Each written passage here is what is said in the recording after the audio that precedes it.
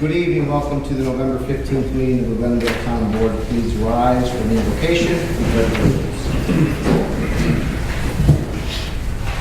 Join me this past Saturday, we celebrated our veterans during Veterans Day, so I ask you to just join me in a moment of silent prayer for our veterans, and perhaps you have something you'd like to offer as your own private intentions in honor of the service our veterans have given this nation.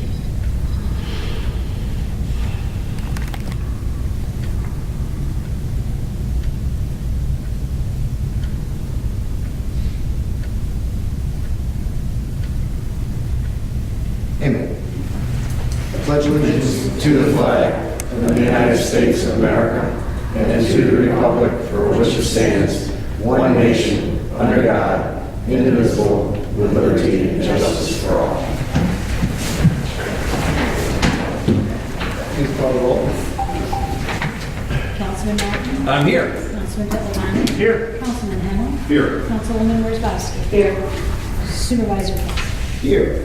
Agendas are up front. We do have some changes to the agendas. The first change is going to be the item number 17, resolution adopting the local law regarding the Cold War Veterans Exemption will be tabled for tonight, but we'll come back on the 6th.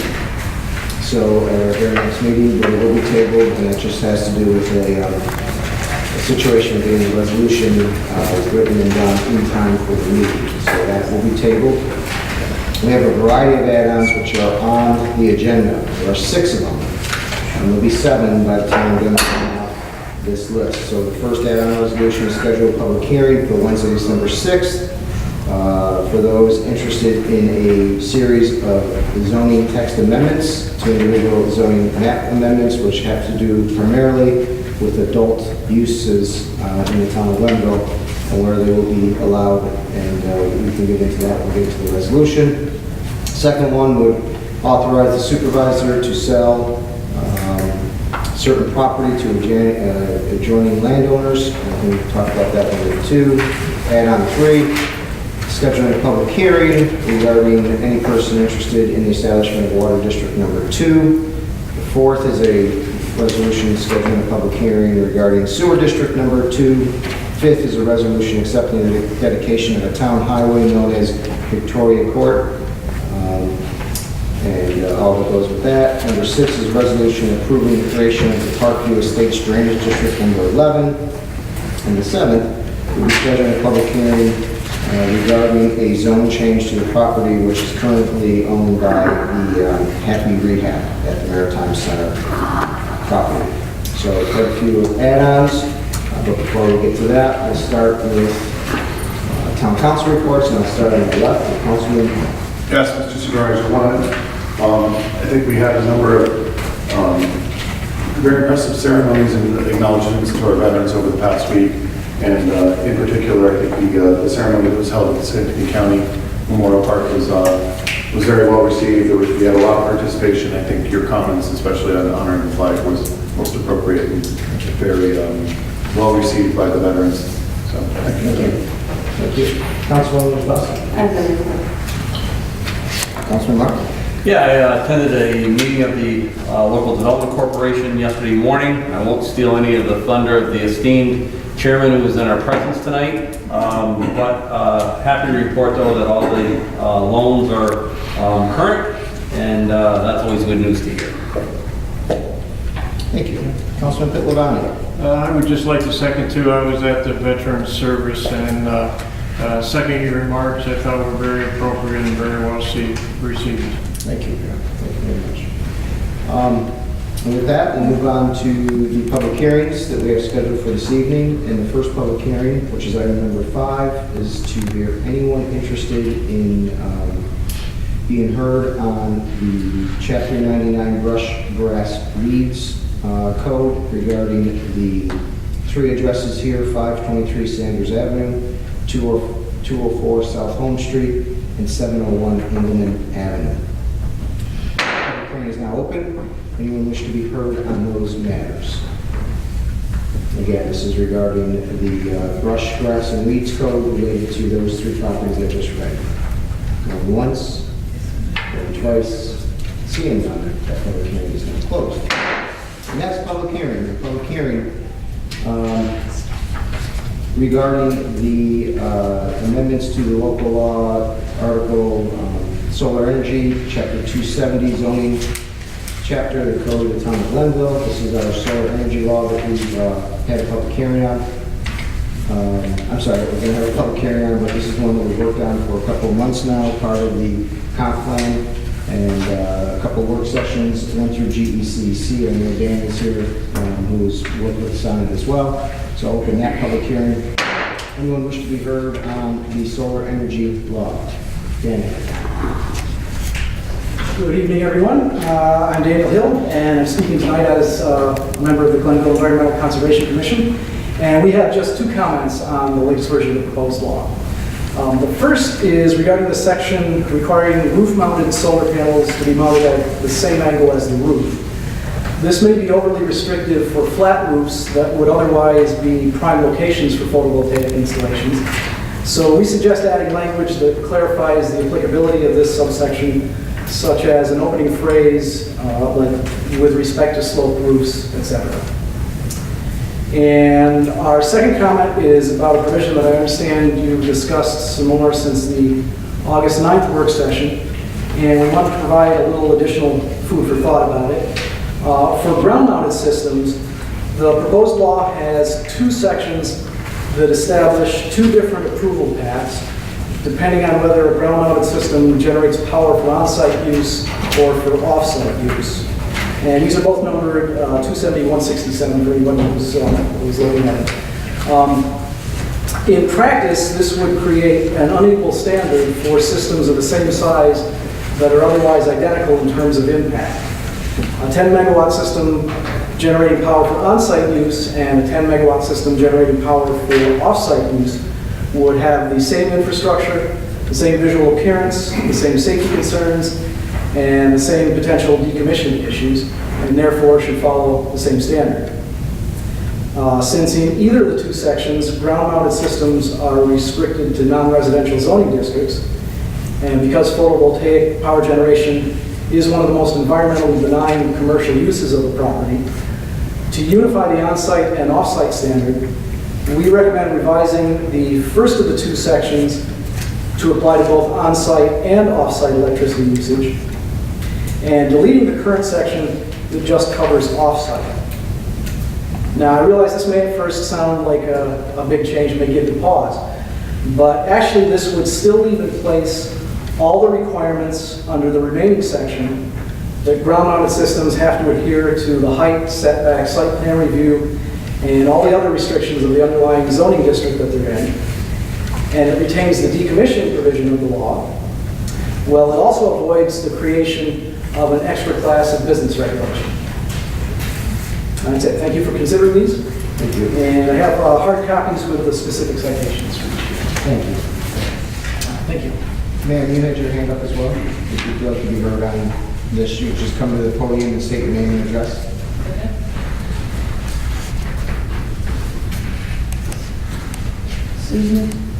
Susan Booth Binzick, 391 Green Corner Road.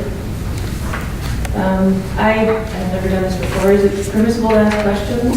Typically, during a public hearing, it's really just sharing your comments. We don't have a question and answer thing. I don't know if I'm misunderstanding things, so I don't want to hammer on if I'm under some false assumption. But it looks to me as if this proposed law would prevent ground-mounted solar systems in the rural residential agricultural zoning area in West Glenville, where I live. And if that's the case, then I am bothered by that. Several of my neighbors have ground-mounted solar systems, and we were considering possibly putting in a ground-mounted solar system. And so I'm wondering what the reason would be for, I guess, changing the rules, since I'm assuming that since my neighbors have them, they have been legal up to now. Well, I guess just for the sake of helping with this, but currently, right now, the town of Glenville has really no formal code dealing with ground-mounted panels. We treat them as accessory structures, AKA shed. You know, we treat them like, we pretend they're a shed, and that's how we give them its form. This law would formalize solar panels, and they would no longer be treated as accessory structures. And so what you referred to as being legal before was really just the town trying to accommodate, trying to deal with how do we permit for this when we have nowhere in our code that allows for it. And so we identify them as accessory structures. This law then would limit ground mount solar systems, as you see here in highway, commercial, research, RTD, riverfront recreation, and airport districts, yes. So it would very specifically allow for ground mounts in certain zoning areas, residential not being one. And currently, they're not allowed in residential, at least in single-family residential. So that, you know, this again came out of a long, long process of the comp plan and listening to the folks at West Glenville and listening to the folks in the residential neighborhoods. This is kind of where the board has settled after months of looking at this issue. Okay, I'm assuming that the objection is visual blight or something along those lines of having ground-mounted solar systems as a separate structure from the house. And so I'm just wondering if there might be a way to actually deal with that objection rather than a blanket prohibition. For example, on our property, we could put up a ground-mounted solar system that nobody could see except for us. It wouldn't be visible from the road, it wouldn't be visible from anybody else's house. So it doesn't make sense to me that anybody could object to us doing that. So I'm wondering why there couldn't be something that actually addresses whatever the objection is, like that it has to be a certain distance from the road and from anybody else's house, or that it has to have a vegetation screen in front of it or something to allow people to use their own property in a way that wouldn't bother other people, if that, you know, when that's the case. One of the things, in particular, maybe it's not individual to you, but what came out of the West Glenville discussions in particular, and pretty strongly, was the vistas, the views, the fact that there are hills, and you don't have just a straight on, you know, because we talked about screening from the road, but we heard a lot from people saying, yeah, well, what about my view of the, you know, the entire vista? So that's just, we're trying to accommodate all the different thoughts there. You know, maybe it's something we can go back to and visit and look at again. Well, the other thing I would offer in that regard is that there's always a variance procedure. Right. You know, so you can apply for a variance. If you can make a adequate case that your specific proposal has enough mitigation built into it, then you've got a good argument for a variance. So, you know, I understand what you're saying, but it's impossible, you know, with laws like this to accommodate every instance. And sometimes it does have to be, you know, a rather broad brush. And for those unique circumstances where there may be individually, you know, unique attributes or whatever on a site, there is a variance procedure. Okay, thank you very much Thank for you. listening and explaining. Thank you.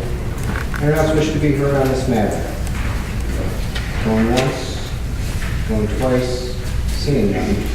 The hearing is now closed. Next item on the agenda is a presentation from Dick Eustace, Chairman of the Local Development Corporation. Mr. Eustace.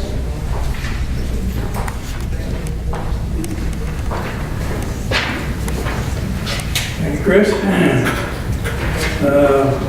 It's been our practice every year for the chairman of the GODC to make an annual report to the town board on the highlights and events that have occurred during the last year. Hopefully this won't be too painful. Mr. Millat, our colleague, informed me that last year's report was boring. So, starting with the numbers. GODC was capitalized in 2012 with initial funding of $565,000. Operating expenses since the inception have amounted to about $64,000, principally for legal, audit, and insurance expenses. To date, the corporation has loaned $346,000, and we currently have another $235,000 available for lending. The good news is that those loans are generating an annual proceeds return of over $60,000. That's an annual interest rate return of over 4%. How am I doing? Our most recent loan was $65,000 to the Riverside Maple Syrup Farm in March. So please take a ride out Route 5 and see what they've created out there. It's truly a homegrown business with a huge potential. And Chris and Erica would love to contribute to work. So our loan to Thrive Chiropractic was paid off earlier this year as part of an internal reorganization that they did. Balance of the loan at the time was $26,000. Our expenses for the fees and preparation of the payoff documentation were all absorbed by the borrower, and the funds were redeposited back into our loan repayment account. So we're $26,000 richer again.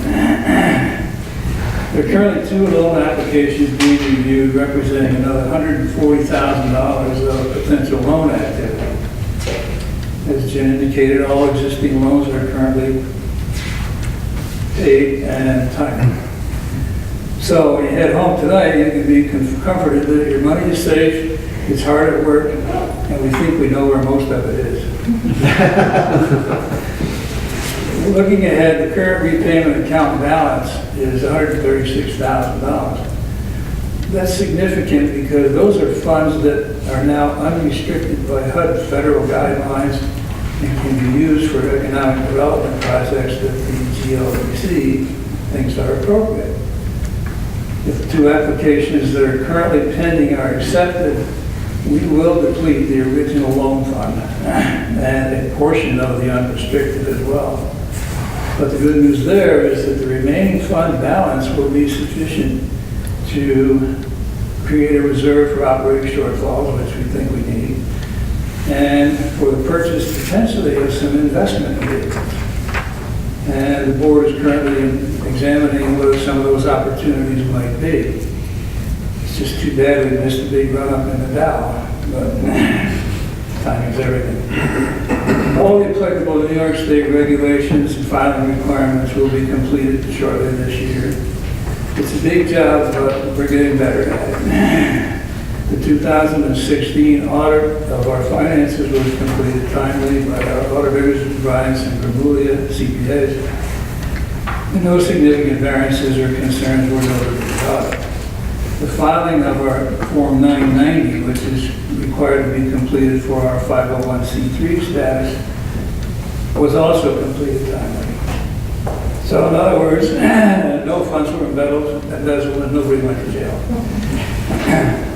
During the operations side of the shop, during 2017, we implemented several procedures and controls that were designed to strengthen and improve our operating procedures. Briefly, we created a standardized short form application for loans that will greatly simplify the process. Prospective borrowers can now fill out a 1-page questionnaire that will prepare them for the review process, and if all preliminary requirements are in place. This was in response to feedback that we got from potential borrowers that our application process was clunky and time-consuming. Concurrent with that, Tracy Conley and I met with several of our local banks to roll out a streamlined application process and to highlight our interest in partnering with the local banks on loans, especially ones where the lending criteria might preclude them from making the loan with the junkyard dogs. The initial response on that was very favorable, that we believe it will help us stretch out our loan dollars. It also provided us with an attorney to get out and speak to the community and to the bankers about what our goals are. Our GLDC website was completed this year and is now a standalone website, independent of the town site, although the 2 remain linked so that anybody who wants to find us can do so. It's www.glenvilleldc.org. The 2018 board meeting is scheduled and is on that website. And the site required a fair amount of work, but we're pretty proud of the fact that it's now available. So use it, we're happy to hear from you. So, the directors for the year 2018 were nominated yesterday at our annual board meeting, and the officers and positions are as follows. Chair, Richard Eustace, self. Assistant Chair, Scott Oswald. Treasurer, Tracy Conley. Secretary, Brian Nisley, who's joined us this evening. Brian. And Brian Nisley, Brian's not here. Jeffrey Sturr is with us, who was the director. Town of Glenville and the LDC are fortunate to have this dedicated group of volunteers, and they're willing to give a substantial amount of their time to serve our community, and I think it's critical that we recognize that dedication and thank them for the commitment. We had State Comptroller Tom DiNapoli address us at a Let's Talk Business Conference a while ago, and he told us that our organization should become a model for others around the state. We bribed him with some Wolf Hollow brew. So, in summary, 2018 looks to be a year of transition as we shift from the direct controls of the guidelines of the HUD federal guidelines and New York State requirements to a more developed-oriented enterprise. The use of our internal funds will enable us to be an even stronger resource for retaining and creating employment opportunities and development within the town of Glenville. I encourage the town board members to relate to us any opportunities that may come along for us to expand our funding or to expand our lending base. In summary, we appreciate the support the town has given us during 2017. Supervisor Cassidy, Councilman Jim Martin, and Kevin, Mike, and Lynn on the economic development team all deserve recognition for their help and encouragement throughout the year. Final note, I decided that 2018 will be my last year as the LDC chairman. I will submit my resignation effective December 31, 2018. It's been a great ride. I've appreciated the opportunity, and so I thank you for your listening and your patience while we figured this whole thing out. Thank you. You can tell Alan that you Bring us got- the deals. Tell Alan we got some laughs this time, so. We're thankful, huh? Thank you for all you do, and thank you, Jeff, for all your work as well. Thank you. I want to echo those words too. As originals, is a group that's near and dear to my heart. Dick and I and Jim Delacovic were the original three that started the organization. I think it's done a lot of good work. And I'm also pleased to stay on in the role of liaison to the town board for the 2018 year, and I appreciate that as well. So it's a good group. They do good work. Thank you. Move on to item number 8, which is privilege of the floor. We have no one signed up. Anyone wish to be heard at privilege of the floor? We'll open privilege of the floor. Anyone wish to be heard? Seeing none. Going once, going twice. Floor is not closed. Move to supervisor's comments to the board. I have just a very few items to mention. Don't worry, Dick, the board always tells me my reports are boring, so every week I do that. 3 quick items, actually 4, but 3 of them related to efficiencies, just to give the board an update as to where we are operationally on some of the initiatives we started, at least talking about back in January, and the things that we've authorized to go forward. The new software program is currently being implemented. It's a town-wide implementation, particularly going to a town-wide committing system, all electronic and more efficient. Our water billing will be done on this system. We'll be going to finance. We'll be migrating to the system later in 2018, or early in 2018, but later from this date. But currently, building and codes, clerk, a few other departments are migrating over. I want to thank all the employees for all their patience. Anytime you implement technology, it's a little bit bumpy in the beginning, we get that, but we hope that in the end our process is going to be a lot more efficient because of it. And I want to thank the comptroller for all his hard work over the many months of preparing to migrate us over to the 21st century and to a more efficient software program. Secondly, our water meter replacement program is going forward. We're about halfway through the replacement, so we're right on schedule for where we should be. We're getting very, very few complaints, if any at all. Everything seems to be working well. People are making appointments. People are getting to the appointments on time. I had mine done in literally, I'm not lying, 2 minutes. It was unbelievable. I showed the guy where it was, I went upstairs, and next thing you know, he's behind me. And I'm like, you're done already, and it was flawless, so that was good. And so by next year, we'll be on this new billing system, much more efficient. Our residents won't have to read meters and all the whole thing with the cards and everything. And third, we're beginning our website development. We talked about this, I think the gentleman was here maybe in October, gave us a presentation. Talked to Councilman Pitlevani about joining on that to help work on the team that's going to migrate the website. And so the website's very clunky, and we'll be migrating that, and that'll be much more efficient as well. The only other thing I just wanted to add tonight was proud, primarily with the work Councilman Hennell's done to get this done, is we'll be having a tree lighting ceremony. We're going to have an actual holiday tree in Town Center this year by the clock.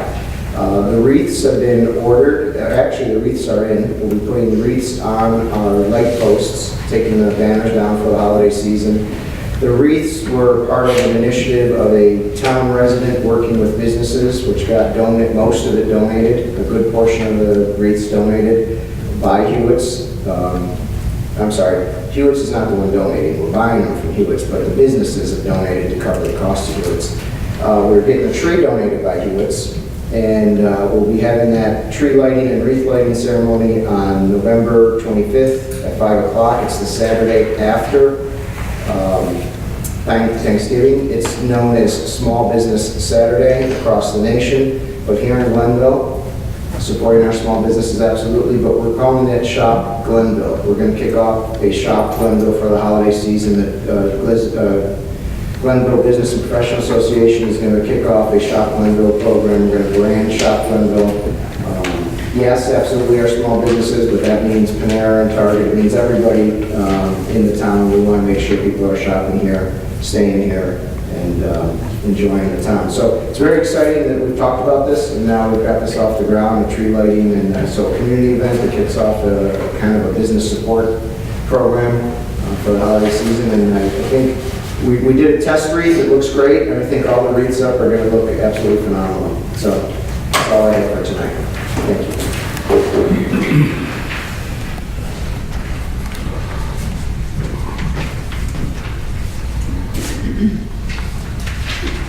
So back to the agenda, which is item number 10, a resolution amending the 2018 preliminary budget and adopting the amended 2018 preliminary budget as the 2018 final budget of the town of Glenville for the fiscal year commencing January 1st, 2018. Do I have a motion? I'll move it.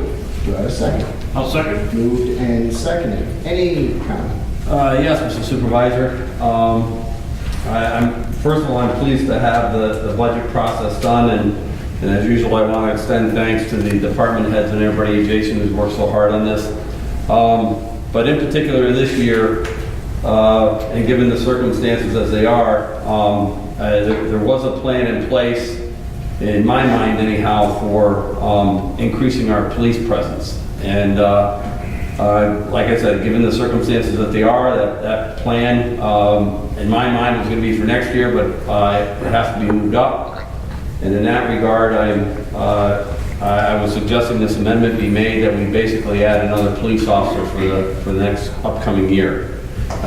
During the campaign, I was very clear in saying that the number one service we provide our residents is our police protection and security. And we have a very, very fine department that does that, and I commend them all. And it's been a pleasure to work with Steve and the officers. You guys do a great job. And particularly in light of some of the events of the past year, I think this is more clear than ever. And we can stay under the cap. There's other influences on this. The $1.5 million grant came along for some capital improvements to the department. I think that can free up some funds. And basically, this amounts to about a $2 a household increase for this new position, because as we all know, this starts out 6 months at the academy before the person actually kicks in as a real full-time officer. So this amendment, as it's proposed, will get that in motion and get one additional officer on, and we'll see how that goes. And you know, Chris and Gina and John, you know, you'll have an opportunity to see how that goes. Maybe in the future, who knows what might happen with an additional officer even after that. But I just want to make sure this happens, and it's like I said, it's well needed and reinforcing what is already a great department. So that was the driving force behind it. Thank you, Councilman. Anyone else wish to be heard? Yeah, you said it good. Just to expand a little bit on what Councilman Martin talked about, because he alluded to the budget process. The budget process is a very long process that starts in July. It starts in July and goes through the month. We work with town department heads very closely. I personally work very closely with them as supervisor, with the comptroller. And I'll be frank and honest, we don't usually talk too much outside about conversations, but the police chief and I have had many conversations during the budget process about, and I'm not gonna lie, we came in and asked for 2 new officers this year. And you know, my response to that was, I like to plan.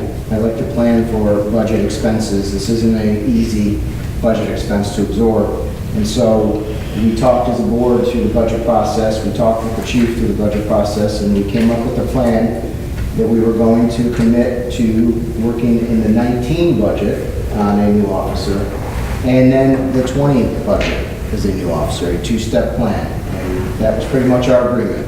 If I'm mischaracterizing that, let me know. And so we had that in place. And so sometimes when you work through a budget and the process goes almost 5-6 months, things happen in those 5 or 6 months that require you to reassess. And in my mind, there's been a few things that have happened recently that have caused me to reassess, and I think hopefully caused the board to reassess. One, Councilman Martin alluded to it, $1.5 million coming into this town to work on the police department is not a small thing at all. It is a huge and significant resource for us, which has allowed us to take a look at not putting so much of our own resources into capital improvements that we needed, but now that freed up money for us to start looking at this program earlier than the 2019 budget. Secondly, we have a very strong budget. We have a phenomenal budget. We are well under the tax cap, and even by making this change, we're going to stay under the tax cap. And so that was another concern of ours as we went through the budget process to make sure we stay under the tax cap. And in that vein, having such a good year, one of the things that we did put into this budget that we are now going to amend here is the chief had asked for a couple tactical shields, and the chief had asked for a radar trailer that we put into the 2018 budget.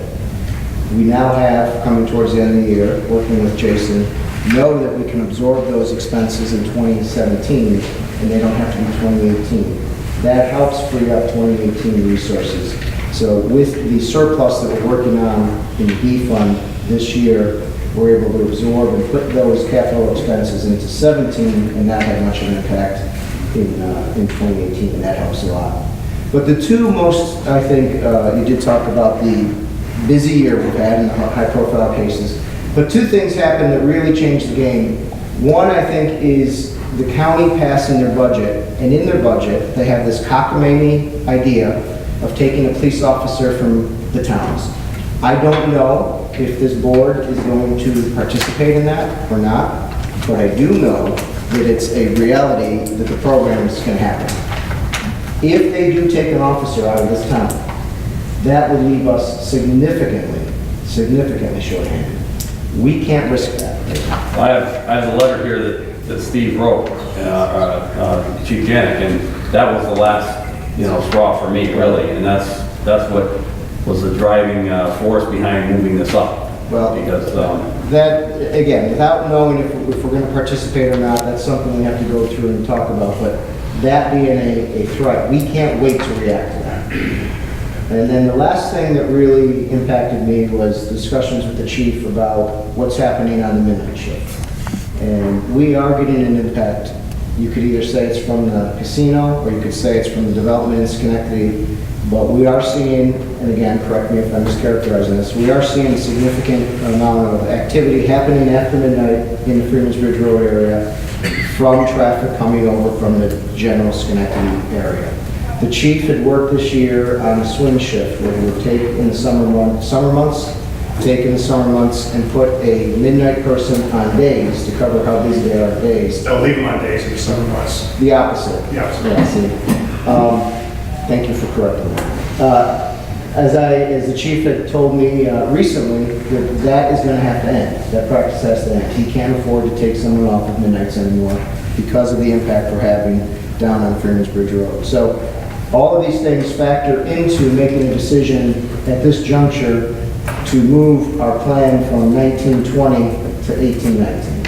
And I think it's prudent, and I think it's a good, I want to thank the board, Jim and Gina, and everyone who has worked on this, chief, our officers, our PBA president, Jay.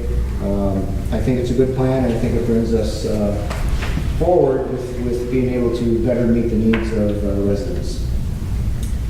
So with that, I guess, hearing no other issues, record the vote. Councilman Martin? Yes. Councilman Pittavani? Yes. Councilman Hennel? Yes. Councilwoman Wozzowski? Before I cast my vote, I would like to take a few moments to talk with you all about our police department. Very early in the morning on July 29th, I received a telephone call from Chief Janet while I was working in Clifton Park already as a paramedic. Since telephone calls like that are not generally good news, I knew immediately that something was terribly wrong. Chief Janik informed me that there had been an officer-involved shooting in the town, that one of our officers had been hit, and that the suspect was deceased. At that time, he was unable to reach Supervisor Ketzling and was seeking my assistance in doing so. When I asked if he could send an officer to his home, his response was that he had no officer available to send. At that very moment, I knew something had changed. For the chief of police to not have his resources available in a crisis situation that he needed was completely unacceptable. So you might ask, what did I do about it? I'll tell you what I did. I started looking more closely into the statistics we receive every month in the report from the chief. I found that our officers are indeed busier than they have ever been. It's not just the volume, but it's the types of calls, arrests, and incidences that are being handled. I talked to the chief, I asked him questions, and I listened really hard to what he had to say to me. And then I talked to him some more. I talked to the lieutenants. I talked to the PBA president.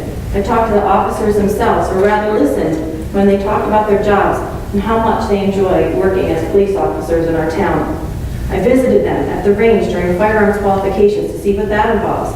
I did numerous ride-alongs with the officers to see what they do on a daily basis. I had already attended some court nights to see what goes on there. I was astonished at the number of cases our judges handle in one evening.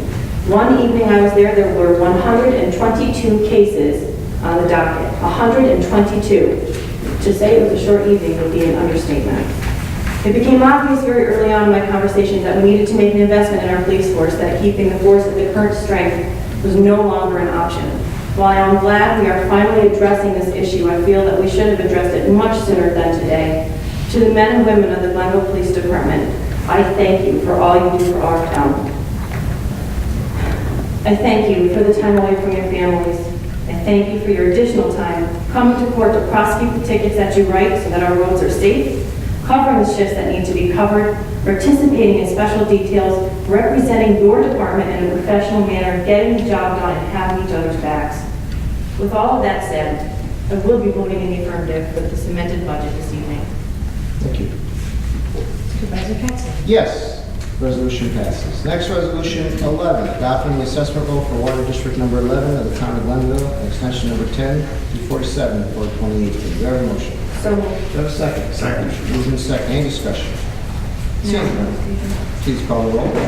Councilman Martin? Yes. Councilman Pittavani? Yes. Councilman Hennel? Yes. Councilwoman Wozzowski? Yes. Supervisor Ketzler? Yes, resolution passes. Number 12, resolution adopting assessment rolls for District 9, extension Resolution number 7 of 2018. Do I have a motion? So moved. Do I have a second? Second. Moved in second, any discussion? Seeing none, please record the vote. Councilman Martin? Yes. Councilman Fittlumani? Yes. Councilman Henno? Yes. Councilwoman Wozzachowski? Yes. Supervisor Pettsley? Yes, resolution passes. Next resolution 13, adopting assessment roll for sewer district number 6. Do I have a motion? So Do I moved. have a second? Second. Moved in second, any discussion? Seeing none, please record the vote. Councilman Martin? Yes. Councilman Fittlumani? Yes. Councilman Henno? Yes. Councilwoman Wozzachowski? Yes. Supervisor Pettsley? Yes, resolution passes. Next resolution 14, adopting the outlaw sewer district number 1 for 2018. Do I have a motion? So moved. Do I have a second? Second. Moved in second, any discussion? Seeing none, please record the vote. Councilman Martin? Yes. Councilman Fittlumani? Yes. Councilman Henno? Yes. Councilwoman Wozzachowski? Yes. Supervisor Pettsley? Yes, resolution passes. Next resolution 15, adopting assessment roll for sewer district number 2. Do I have a motion? So moved. Do I have a second? Second. Moved in second, any discussion? Seeing none, please record the vote. Councilman Martin? Yes. Councilman Fittlumani? Yes. Councilman Henno? Yes. Councilwoman Wozzachowski? Yes. Supervisor Pettsley? Yes, resolution passes. Next resolution 16, authorizing the imposition of liens for certain parcels related to the Chapter 99 grass, brush, and weeds code. Do I have a motion? So moved. A second. Second. Moved in second, any discussion? Mr. Supervisor, this resolution is in connection with the code in the town that addresses brush grass and wheatgrass and consider 212. This resolution would attach the fee for 3 properties within the town to their property tax bill to reimburse the town for the maintenance of their property due to being cited because the brush grass and weeds were not cut or removed by the date the notices were given. So this would allow us to do that. Thank you. Any questions or comments? Seeing none, please report the vote. Councilman Martin? Yes. Councilman Fittlumani? Yes. Councilman Henno? Yes. Councilwoman Wozzachowski? Yes. Supervisor Pettsley? Yes, resolution passes. As noted, resolution 17 will be tabled until the next meeting. So that brings us to resolution 18, scheduling a public hearing for December 6th regarding any comments related to Jacob Ingram's seeking of a temporary relief from a temporary town moratorium regarding townhomes in suburban residential districts. Do I have a motion? I'll move Do I it. have a second? I'll second. Moved in second, any discussion? Yes, Mr. Supervisor, this is a public hearing to be scheduled in this room at 7 p.m. on December 6th regarding a petition from a request for a waiver, I guess, from Mr. Jacob Ingram for his home at 18 Drowns Road. Essentially, what has happened here is he has installed what amounts to a second dwelling unit in his home, and after the fact, he's seeking a waiver because we have a moratorium against such a thing occurring. So this happened during the moratorium, so he's formally requesting a waiver, and we need to have a public hearing to accommodate that. Thank you. Any questions or comments? Seeing none, please record the vote. Councilman Martin? Yes. Councilman Fittlumani? Yes. Councilman Henno? Yes. Councilwoman Wozzachowski? Yes. Supervisor Pettsley? Yes, resolution passes. Next, resolution 19, authorizing the supervisor to enter into an agreement with Synthesis Architect regarding architectural services for town municipal center. Do we have a motion? So moved. Do we have a second? Second. Moved and seconded. Just for discussion, as I mentioned, this is entering into an agreement with Synthesis to help us with our decision. As you all know, we've been talking a lot about what to do with Town Hall and what to do with our facilities, with the upgrades that we need. The $1.5 million coming for the police department has really presented itself as an optimal time to look at the entire building, not just put $1.5 million into one half of the building, and now look at how we can make the other half more efficient and bring it up to speed for all of our employees. This analysis will give us the look at our physical needs. We give us an opportunity to really look at an analysis of what a new building costs versus a retrofit, and also give us different options within a retrofit, so that we can make decisions based on facts and not just assumptions and thumbnail sketches of what we think costs may be and where we can do things. So this is not to exceed $34,500. I don't anticipate it will be that high, but it is a not to exceed resolution. Any questions or comments? Seeing none, please record the vote. Councilman Martin? Yes. Councilman Pittavani? Yes. Councilman Henno? Yes. Councilwoman Wozzachowski? Yes. Supervisor Pettsley? Yes, resolution passes. Next, resolution 20, approving the town board minutes for September 20th. Do I have a So motion? moved. Do I have a second? Second. Moved in second. Any discussion? Seeing none, please record the vote. Councilman Martin? Yes. Councilman Pittavani? Yes. Councilman Henno? Yes. Councilwoman Wozzachowski? Yes. Supervisor Pettsley? Yes, resolution passes. Next, resolution 21, approving the town board monthly reports for October 2017. Do I have a motion? So moved. Second. Second. Moved in second. Any discussion?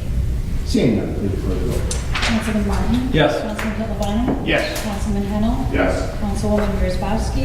Yes. Supervisor Pettsley? Yes, resolution passes. Before new business, we move on to our multiple add-ons here. We'll do add-on resolution 1, which is scheduling a public hearing for Wednesday, December 6th regarding any amendments to a series of zoning text amendments and the individual zoning map amendment. As I say, this relates directly to creating, which we've had a moratorium on for some time now, an adult use overlay district over 19 acres of land within the business and technology park, as so to confine certain less desirable land uses such as adult-oriented entertainment, massage parlors, pawn shops, sorry, that was a slip of the tongue, pawn shops, to one area of town. This would minimize potential impacts of neighboring properties. As you know, we've dealt with this now. These would have been allowed on Freeman's Bridge Road. These would have been allowed on the Gibbert property in Outlaws. These would have been allowed in some portions of the town that it just didn't make sense to have them in. So this really confines that to the business technology park. So this public hearing will consider any comments related to that. Yeah, this, right now, previously we had an archaic approach to dealing with the adult uses. We did what a lot of towns were doing in the 70s and 80s and attempting to limit these within our industrial district. And even that has proven to be an unwise practice. So what's being done here now is the development of an overlay zone that will specifically locate these types of uses in a very small, compact area. In a much more, this is much more appropriate treatment given the nature of these uses. So they have to be accommodated. I want to make that clear. State case law is such that you cannot zone these out. They have to be accommodated. So we're making that accommodation. Any other questions or comments? Seeing none, please record the vote. Councilman Martin? Yes. Councilman Pittavani? Yes. Councilman Henno? Yes. Councilwoman Wozzachowski? Yes. Supervisor Pettsley? Yes, resolution passes. Next add-on, resolution 2, authorizing the supervisor to sell the premises described in Schedule A of the resolution to adjoining landowners for a total price of $3,500. Do I have a motion? So Do I have a second? Second. Moved in second, any discussion? Just as a point of, this is the paper street we talked about, I think about a year ago, on Orlando.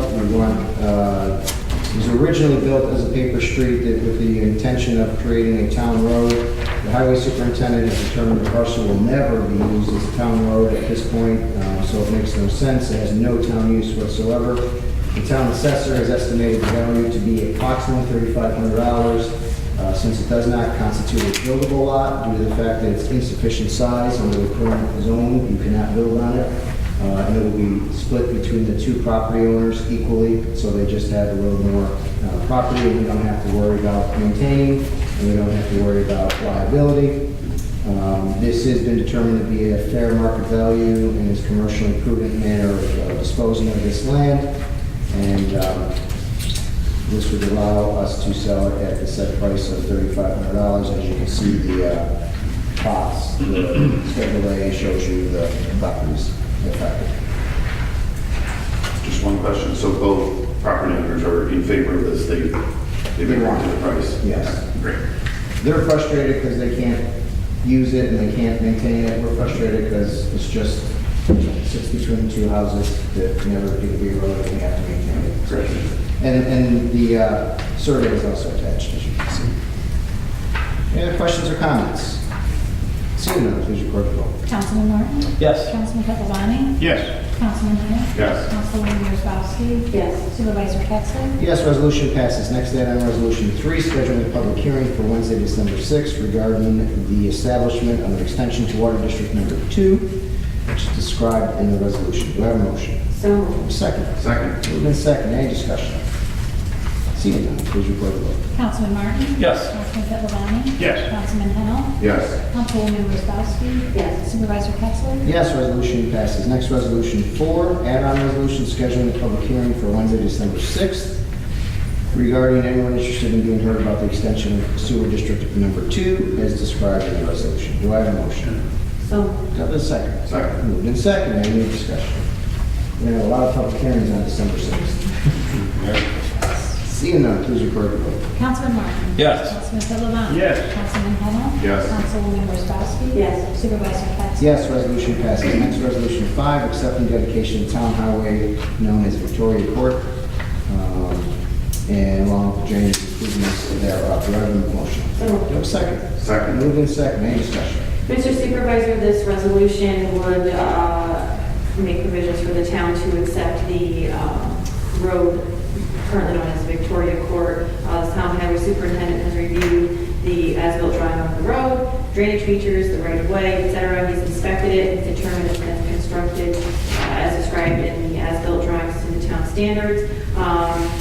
The highway superintendent does recommend that the town board accept the said Victoria Court for dedication as a town highway, so that resolution would therefore make it a town road Victoria Court.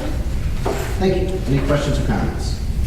Seeing none, please record the vote. Councilman Martin? Yes. Councilman Pepperoni? Yes. Councilman Henel? Yes. Councilwoman Wozzachowski? Yes. Supervisor Pettsley? Yes, resolution passes. Next, resolution 6, approving this creation of Parkview Estates Drainage District number 11. Do I have a motion? So moved. Second. Second. Moved in second. Any discussion? Seeing none, please record the vote. Councilman Martin? Yes. Councilman Pepperoni? Yes. Councilman Henel? Yes. Councilwoman Wozzachowski? Yes. Supervisor Pettsley? Yes, resolution passes. There is one more add-on resolution, which is add-on resolution number 7, which sets a public hearing for December 6th, like all the others, to consider a zone change, actually creation of a PUD for property by the Maritime Center, which is owned now by Mrs. Dake, and known as the Happy Rehab Center, and that will set a public hearing for December 6th on that matter. Do I have a motion? I'll move it. Do I have a second? A second. Moved and seconded. Any discussion? Did I we just, oh, go ahead. see, we didn't talk about this over 1 second? This was not on the work session, no. Okay. But this is just setting the public hearing. Has she submitted paperwork? Yes. And I think you said you saw it. Yeah, I was just going to say, I want to extend thanks to Ms. Dake for the additional information she submitted. There was some initial preliminary concerns about traffic. She had some traffic analysis done. I looked at it, I think it comes back, it looks favorable. I think that's the primary concern. But I encourage everybody to, you'll all have a chance to see it. But I just want to say thanks to her for working with us on this, and hopefully we can move this along. Yeah, Kevin has information, and will be disseminated well before the public hearing, but this just setting the public hearing. Any other questions or comments?